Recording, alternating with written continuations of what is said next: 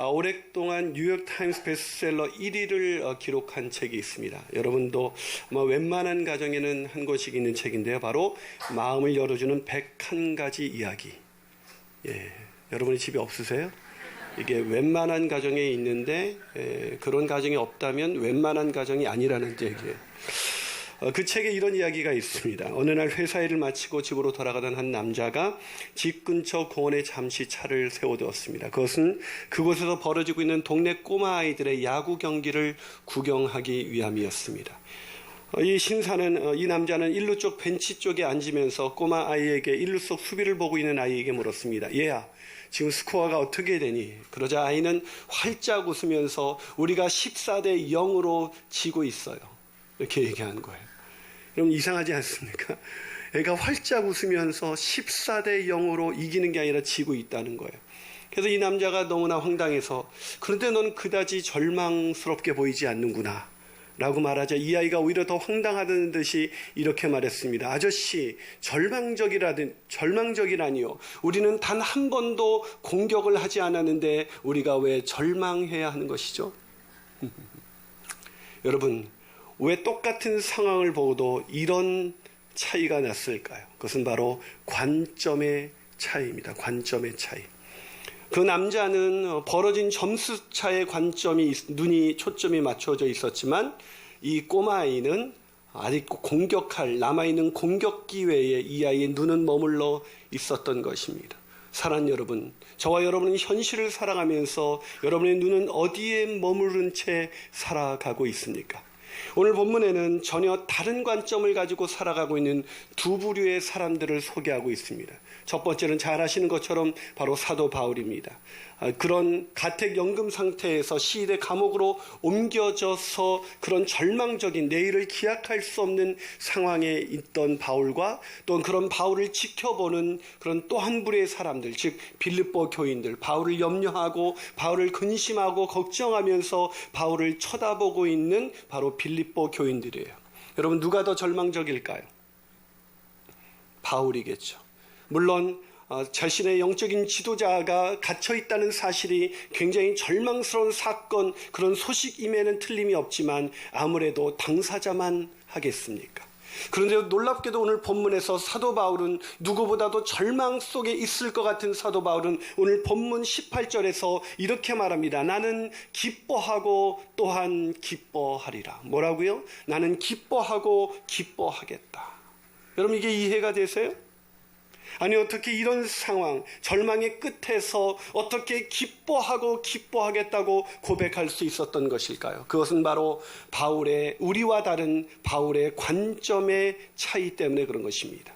즉 바울은 절망적인 그런 상황과 환경을 바라본 것이 아니라 오히려 그 절망 중에서도 새롭게 주시는 하나님의 기회를 바라볼 수 있었던 것입니다. 그러기에 저는 저와 여러분이 오늘의 이 바울의 관점을 배워 아무리 고난과 역경이 몰려온다 할지라도 그 역경과 고난 속에서도 기쁨을 잃지 않고 살아가시는 저와 여러분이 되시기를 주님의 이름으로 축원합니다. 자, 그렇다면 시련과 환난이 몰려올 때 우리는 어떤 관점을 가져야만 하는 것일까요?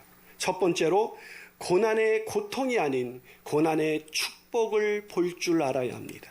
뭘 볼 줄 알아야 된다고요? 고난의 고통이 아니라 고난의 축복을 볼 줄 알아야 된다는 거예요. 여러분 아시는 것처럼 저는 지난주 본예배에서 설교를 못했습니다. 왜냐하면 우리 교회 청소년 애들에게 설교를 했기 때문이죠. 아이들이 얼마나 많은 은혜를 받던지 공감을 못하시네요. 설교가 끝나고 여러 가지 에피소드가 있었는데 한 집사님이 저에게 이런 소식을 들려줬어요. 자신의 딸이 목사님에게 엄청 은혜를 받았는지 엄마 김인환 목사님 설교 하나가 쏙쏙 들어오기 시작했어요. 그런데 왜 김인환 목사님은 우리에게 매주 설교를 해주지 않는 거예요? 우리에게 매주 설교를 해줬으면 좋겠어요. 이러는 거예요. 여전히 믿어지지 않는다는 표정으로. 집사님이 난처해졌습니다. 그래서 이렇게 말씀을 했대요. 얘야, 김인환 목사님은 담임 목사님이시잖아. 그러자 애가 더 황당하는 듯이 이렇게 얘기를 했다는 거예요. 그러니까요, 엄마. 김인환 목사님은 우리의 담임 목사님이시기도 하시잖아요. 그런데 왜 어른들의 담임 목사님이 아니신데 왜 우리에게는 설교를 하지 않는 거예요? 이 엄마가 이게 할 말이 없었어요. 그래서 엄마가, 난처해진 엄마가 이렇게 말했다고 합니다. 너희들에게는 청소년 전문가이신 선기식 목사님이 계시잖아. 그랬더니 얘가 더 황당한 듯이 이렇게 말을 했다고 합니다. 엄마, 그러니까요. 김일환 목사님은 청소년 전문가 중에 전문가이시잖아요. 그러면 어른들에게 설교할 게 아니라 우리들에게 설교하는 것이 맞지 않아요? 그럼 어떤 게 더 맞는 것 같아요? 저는 다음 주부터 여러분을 볼 수 없을 것 같습니다. 선 목사님이 이제 사역을 옮기시든지 그만두시든지. 여러분, 우리는 때로는 당연하다고 여기는 것이 사실 당연하지 않다는 거 아세요? 이 아이의 에피소드를 들으면서 어쩜 우리의 시각은 담임 목사는 어른에게 설교해야 된다는 이런 당연한 생각을 갖고 있지만 사실은 조금만 관점을 달리하면 아이의 말이 더 옳다고 생각이 될 거예요. 사랑하는 여러분, 고난을 바라보는 관점도 마찬가지입니다. 고난을 바라볼 때 우리는 늘 당연하게 고난은 고통이고 저주라고 생각합니다. 하지만 정말 그런가요?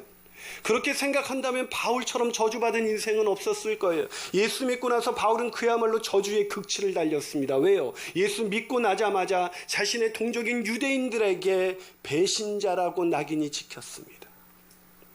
여러분, 사람들에게 낙인 찍혀본 적 있어요? 게다가 새롭게 믿게 된 기독교 공동체에서는 요주의 인물로 여전히 낙인 찍혀서 그를 받아주지 않았습니다. 그를 받아주는 데가 아무도 없어서 유대인들은 자기를 배신자라고 낙인 찍고 새로운 공동체인 기독교인들은 자기를 받아주지 않아서 할 수 없이 고향 다소에 가서 13년 동안 홀로 외롭게 칩거했던 바울의 외로움, 그것을 우리가 느낄 수 있을까요?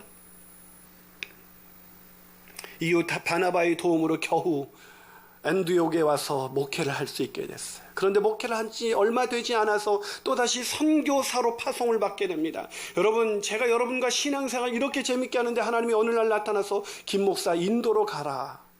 그럼 제가 어떨 것 같아요? 여러분의 표정은 상당히 바라는 눈빛으로 쉽지 않겠죠. 근데 선교여행을 떠났어요. 선교여행을 떠났는데 선교 여행지마다 선교의 열매가 있었지만 더 큰 고난이 몰려오기 시작했습니다. 사도 바울은 자신의 선교여행을 가리켜서 극심한 고난과 극심한 시련과 고난과 가난이 자기를 지배했다라고 말하고 있습니다. 아니, 그럴 죽을 뻔한 위험이 늘 자기 주변에 있었다고 고백하고 있습니다. 그런 수많은 시련과 극심한 가난과 그런 위험이 늘 지나다니는 그 어려운 시기를 지나서 돌아왔을 때 예루살렘 교회에서는 오히려 그를 오해해서 그를 무너뜨리고 그를 공격하고 그의 사도권을 완전히 박탈시키려는 사람들이 등장하기 시작했습니다. 그러다가 인생의 노년이 되었을 때 로마에 가기를 그토록 원했건만 죄수의 신분으로 로마로 와서 가택연금의 상태에 있다가 그 가택연금에서 풀려나기를 오직 소망하고 기도해 왔는데 오히려 풀려나기는커녕 시위대 감옥에 갇힌 거예요. 여러분, 인생이 젊은 시절에 고단했다면 그래도 노년이라도 편안해야 하는 것 아니겠어요? 근데 인생의 노년에, 인생의 후반전, 인생의 석양이 저무는 그 시간에 시위대 감옥에 있었다. 여러분, 이게 어떤 고난인지 아세요? 시위대 감옥은 중죄인을 가두는 곳입니다. 가택연금의 상태에서는 사람들을 만날 수 있지만 시위대 감옥으로 가면 이제 언제 죽을지도 모르는 죽을 날만 기약하면서 그런 로마 군인의 철저한 그런 보호를, 철저한 감시를 받았어요. 4명의 군인이 지켰는데 한쪽 팔에는 쇠사슬, 이쪽 양쪽 팔에 쇠사슬을 묶습니다. 그리고 군인 2명이 자기의 쇠사슬을 묶어서 꼼짝 못하도록 만들어놔요. 그리고 나머지 2명의 군인이 이 바울을 지키는 것입니다. 감시하는 거예요. 감시를 당하면서 수많은 욕설과 저주와 거친 언어와 거친 폭력을 견뎌야만 합니다. 24시간 단 한 번도 자기 혼자 편안하게 있을 수 있는 시간이 바울에게는 없었다는 거예요. 왜요? 왜 이렇게 됐을까요? 바울이 무슨 잘못을 했나요? 정말 중죄를 저질렀나요? 차라리 그랬으면 달게 받을 수가 있겠죠.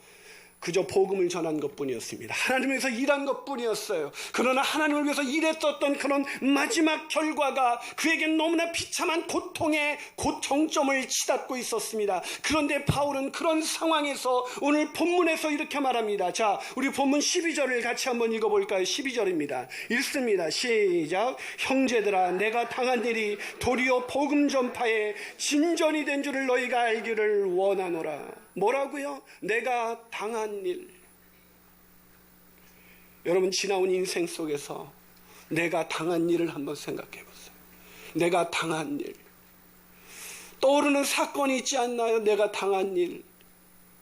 생각만 하면 고통스러운 일, 생각만 하면 저주스러운 일, 그 당한 일이 도리어 나에게 축복이 되었다고 말하고 있는 거예요. 왜요?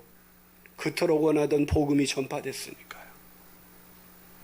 여러분, 아니 복음이 바울이 갇혀져 있는데 어떻게 복음이 전파되었을까요? 13절과 14절에서 바울은 이렇게 말합니다. 자, 13절과 14절 같이 읽어볼까요? 시작. 이러므로 나의 매임이 그리스도 안에서 모든 시대 안과 그 밖의 모든 사람에게 나타났으니 형제 중 다수가 나의 매임으로 말미암아 주 안에서 신뢰함으로 겁없이 하나님의 말씀을 더욱 담대히 전하게 되었다.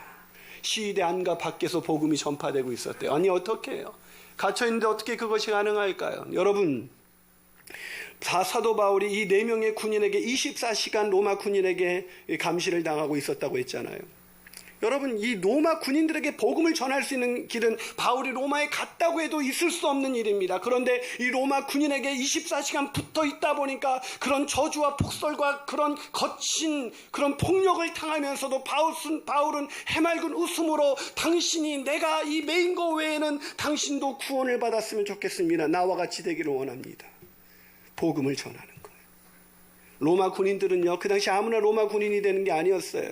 여러분, 권력이 있는 사람의 경호대가 얼마나 강력한 힘을 갖고 있는지 아시죠? 그들의 프라이드를 아시죠? 그들의 이에서 복음이 들어갔다는 것은 로마의 귀족들에게, 아니 로마 황족들에게 복음이 들어갈 수 있음을 의미하는 것입니다. 아니 실제로 이 바울이 복음을 전한 결과 도저히 복음을 매이지 않았더라면 전할 수 없었던 그들에게 복음이 들어가서 나중엔 로마 귀족들 중에, 아니 황제의 친척들 중에 예수를 믿는 사람이 나타나요. 게다가 시위대 밖에서는, 이 감옥 밖에서는 어떤 일이 일어났습니까? 늘 주저했던 연약한 성도들, 그 연약한 성도들이 바울의 그 결단과 바울의 그 갇힌 것을 보면서, 갇힌 중에도 복음을 담대히 전하는 바울을 보면서 이들은 용기를 얻습니다. 담대함을 갖습니다. 그래서 거침없이 주님을 신뢰함으로 복음을 전하기 시작했습니다. 시위대 안과 밖에서 복음이 전파되는 걸 보는 순간 바울의 마음 가운데는 기쁨이 차오르기 시작했던 것입니다. 사랑하는 여러분, 고난은 고통이 아니라 저주가 아니라 축복인 것을 믿으시길 축원합니다. 사랑하는 여러분, 고난이 아니었다면 우리가 여기 있을 수가 있었겠습니까? 고난이 아니었다면 우리가 기도할 수가 있었겠습니까? 고난이 아니었다면 우리가 이렇게 좋으신 하나님을 만날 수가 있었겠습니까? 고난은 축복입니다. 그러기에 고난이 올 때 고난의 고통이 아니라 고난 이면에 있는 축복을 바라보십시오. 그 축복을 바라볼 때 기쁨은 여전히 우리의 것이 될 줄로 믿습니다. 한 발 더 나가서 시련과 환난이 몰려올 때 우리는 어떤 관점을 가져야 될까요? 우리가 가져야 될 두 번째 관점은 인간관계의 갈등이 아닌 인간관계의 역할을 볼 줄 알아야 한다는 것입니다. 인간관계의 역할. 아무리 좋은 집에 살아도 인간관계가 힘들면 행복하지 않아요. 그러나 아무리 어려운 환경이 온다 할지라도 부부간에 사랑할 수 있다면 기쁨은 여전히 존재합니다. 우리의 기쁨을 빼앗아가는 것이 많이 있지만 우리의 기쁨을 결정적으로 빼앗아가는 것은 인간관계의 갈등이죠. 여러분, 사도 바울은 그런 갈등이 없어서 늘 기뻐했을까요? 아니에요. 사도 바울에게도 여전히 사도 바울을 못마땅하게 생각하는 사람들이 있었다는 거 아세요? 자, 오늘 본문 15절을 한번 읽어보겠습니다. 본문 15절 읽습니다. 시작. 어떤 이들은 투기와 분쟁으로, 어떤 이들은 착한 뜻으로 그리스도를 전파했다. 착한 뜻으로 그리스도를 전파하는 사람들이 있었어요. 바울이 갇히자 그를 위해서 우리가 힘을 내서 복음을 전하자, 이랬던 사람들이 있었어요. 그런 사람들은 기쁨이 됐겠죠. 근데 어떤 사람들이 있었어요? 오늘 본문에 보니까 어떤 이들은 투기와 분쟁으로. 여러분, 바울을 질투하고 바울과 싸우기 위해서 작정한 사람들이 있었습니다. 여러분, 이 사람들이 누군지 아세요? 학자들은 두말할 것 없이 이들은 로마 교회의 지도자들이었을 거라고 말합니다. 로마 교회의 지도자들이 바울이 오기 전에는 모든 사람의 존경과 관심을 한 몸에 받았어요. 그런데 바울이 들어와서 그런 정말 어려운 고난과 환난 가운데 복음을 위해서 살았던 바울이 로마에 들어오자 모든 사람들의 관심이, 성도들의 관심이 바울에게 쏟아지기 시작했습니다. 그러자 이들은 질투하기 시작했어요. 분쟁하기 시작했습니다. 바울을 공격하기 시작했습니다. 여러분, 이게 말이 돼요? 로마 교회 지도자들이었습니다. 지도자들. 믿음으로, 복음으로 함께 바울의 동역자가 누구보다도 앞장서서 바울을 도와야 되는 그런 로마 교회의 지도자들이 오히려 바울을 위해서 기도하기는커녕 바울을 공격하고 바울을 투기하고 바울을 어떻게 하든 없애기 위해서, 바울의 영향력이 사라지게 하기 위해서 애쓰고 있다. 이게 얼마나 큰 상처였을까요? 정말 힘들 때 시대 감옥을 위해 갇힌 바울을 위해서 기도해야 될 사람이 바울을 투기와 분쟁으로 복음을 전한다.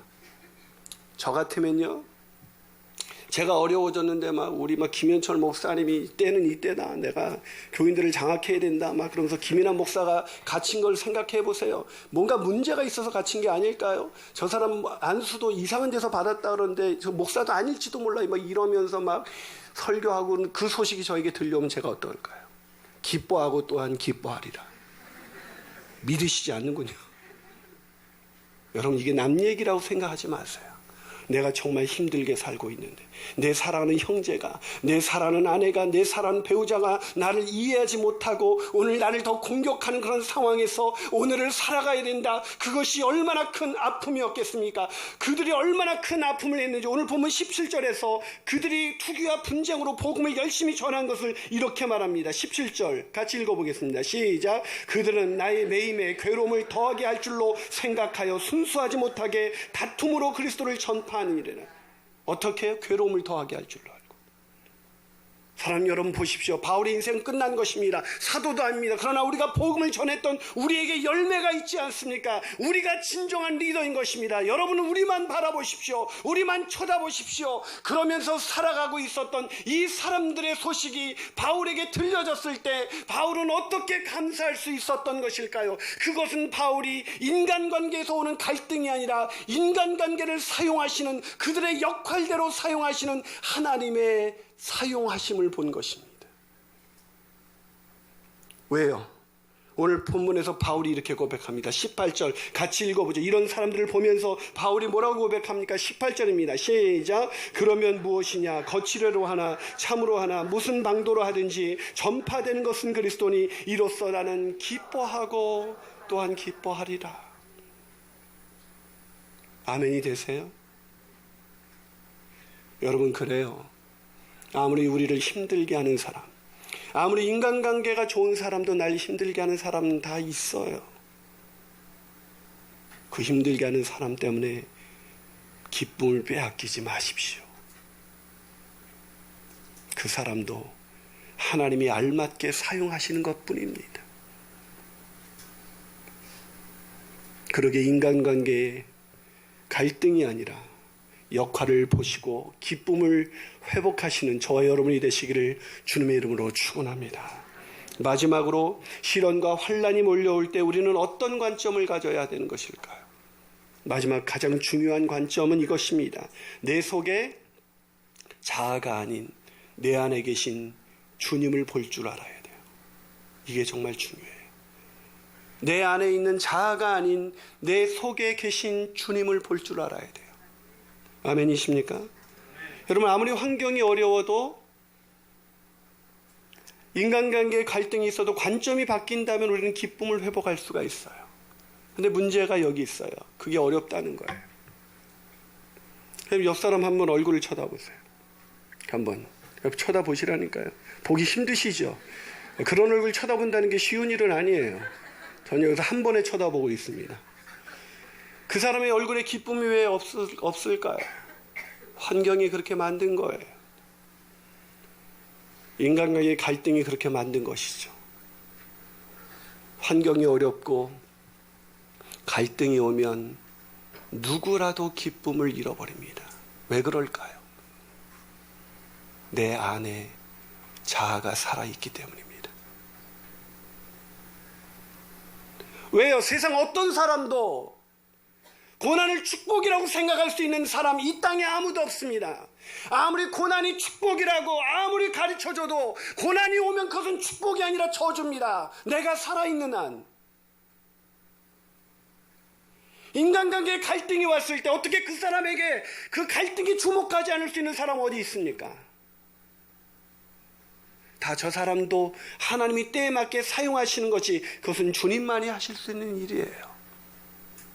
인간은 그게 안 돼요. 그래서 배우자끼리 조금만 말만 틀려도 배우자의 말 한마디가 친절하지 않아도 그것 때문에 마음이 상하고 그것 때문에 힘들고 그것 때문에 삐지고 그것 때문에 싸우고 그것 때문에 갈라지고 그것 때문에 상처 입고 상처 입은 영혼을 가지고 살아가는 게 인간이라고요. 그게 잘 안 된다고요. 왜요? 내 안에 내가 살아있는 한 그것은 안 돼요. 될 수가 없습니다. 아무리 결심하고 아무리 은혜 받아도 오늘 돌아나가는 순간 누가 나한테 말 한마디 실수해 보세요. 안 됩니다. 근데 바울은 어떻게 됐을까요? 바울도 처음부터 된 게 아니에요. 저를 오해하지 마세요. 바울도 우리와 성정이 같은 사람입니다. 신앙의 위인들은 우리와 다른 사람들이 아니라고 성경은 말하고 있습니다. 그도 똑같이 우리처럼 힘들어하고 우리처럼 낙심하고 우리처럼 절망하고 그 로마 교회 지도자들 때문에 그의 마음이 상처를 입고 마음이 찢어져서 갈 바를 알지 못했을 때 그는 무엇을 했을까요? 그는 기도하기 시작했습니다. 하나님께 엎드리기 시작했습니다. 골로새서에 보면 나의 매음으로 인해서 내가 너무 고통스러운데 날 위해서 좀 기도해달라는 기도 부탁이 있습니다. 여지껏 우리가 1강과 2강에서 바울이 바울되게 했었던 게 뭐예요? 그게 바로 기도입니다. 기도. 근데 우리 기도하지 않잖아요. 기도하지 않는 사람은 자아는 아무리 말씀을 들어도 자아가 펄펄 뛰고 있습니다. 말이 안 되는 거예요. 어떻게 이런 상황이 내가 주님에서 평생을 헌신했던 나에게 돌아온 게 결국 이거란 말인가라는 것이 바울의 마음을 지배했죠. 그런데 가장 믿었던 사람이 자기에게 비수를 꽂을 때 바울의 마음이 무너졌을 때 바울은 기도했습니다. 기도하면서 하나님께 나가니까 놀랍게도 자기의 자아가 아니라 기도의 능력이 뭡니까? 기도하면 내가 보이는 게 아니라 주님이 보이는 거예요. 기도하면 내가 아니라 주님이 보이기 시작합니다. 내 고통에서 내 아픔에서 시작했지만 기도하면 할수록 내가 보이지 않고 나를 사랑하사 나를 위하여 자기 몸을 아낌없이 버리신 주님이 보이기 시작하는 거예요.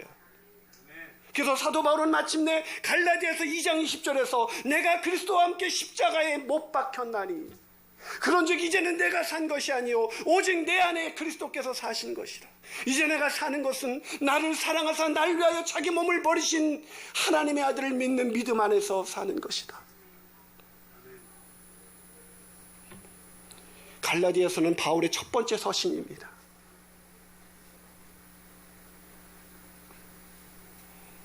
기도 속에서 발견한 주님, 기도 속에서 만난 주님, 그 주님은 나를 사랑하사 나와는 비교되지 않는 그 십자가의 고통을 지신 주님, 그 주님의 고통이 느껴지는 순간, 그렇게 나를 사랑하신 주님을 바라보는 순간 바울의 심령 속에 영혼이 살아나기 시작했던 것입니다. 그래서 오늘 빌립보 교인들에게 편지를 쓰면서 바울은 이렇게 편지를 쓸 수가 있었던 것입니다. 빌립보서 1장 1절을 우리 다 같이 한번 읽어보겠습니다. 시작. 그리스도 예수의 종 바울과 디모데는 그리스도 예수 안에서 뭐라고요? 어디 안에 있다고요? 그리스도 예수 안에서 어디 있다고요? 지금 그가 어디 있습니까? 감옥 안에 있습니다. 시위대 감옥 안에서 빌립보 교인들에게 편지를 쓰고 있지 않습니다. 그게 그의 연실이에요. 근데 바울은 빌립보 감옥, 시위대 감옥, 로마 감옥, 시위대 감옥 안에 갇힌 자기 자신을 보지 않았습니다. 그리스도 안에 있는 자신의 영혼을 바라봤습니다. 그러기에 그는 힘을 낼 수가 있었던 거예요. 그래서 다시 일어설 수가 있었던 거예요. 그래서 이로써 나는 기뻐하고 기뻐하리로라. 사는 여러분, 기쁨을 빼앗기지 않고 싶습니까? 그렇다면 오직 주님만을 바라보시는 저와 여러분이 되시기를 축원합니다.